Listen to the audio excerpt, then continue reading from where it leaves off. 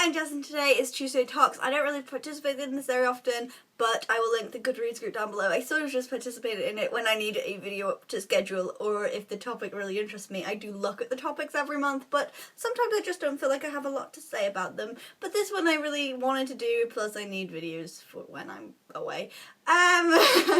So this week is talk about your reading experiences, like when you were a kid and now, and stuff like that. So I read a lot as a kid, but I don't really remember it ever being like a thing that was enforced. I just remember it was a thing that I enjoyed, so I did, and as soon as I could read on my own, I was always reading. And I remember really enjoying the Rainbow Fairy books, and I like devoured all of them, and also like the Animal Arc books, I devoured all them too.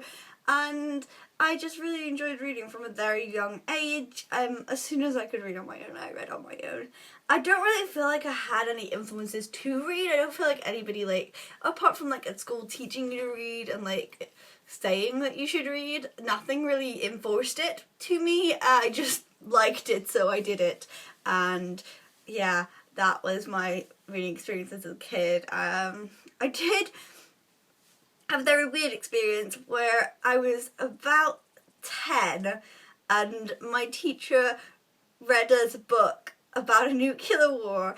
I don't remember the name of the book, I just remember it was about a nuclear war. And then somebody asked, "Oh, miss, is a nuclear war going to happen?" And instead of telling the kids what, she should have told us, like, "No, of course not, that's not going to happen," because this book was quite scary. She said yes and told us about the fact that she had lots of rice and bottled water and stuff that would help her in a nuclear war in her garage. And I'm not even sure if that's true, but that's what she told us.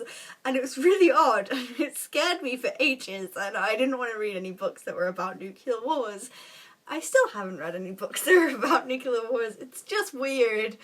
But I suppose we'll all wish we were her if the nuclear war was to happen. But even like, I think even in my late years of school, it was never really enforced. It was sort of, we need to read books for coursework, but we're only going to read the little bits that we have to, because they didn't want, I think because a lot of the kids in my school didn't want to read, we never read full books in class. We would read, like, for my coursework for Year 10 English, we did Romeo and Juliet and Frankenstein, and I have to study Frankenstein at university, and somebody said to me, "Well, you've studied that already," and I was like, "No, because I've never read it all the way through, because we sort of didn't have to. We read passages of it and then watched the film and wrote it on the passages."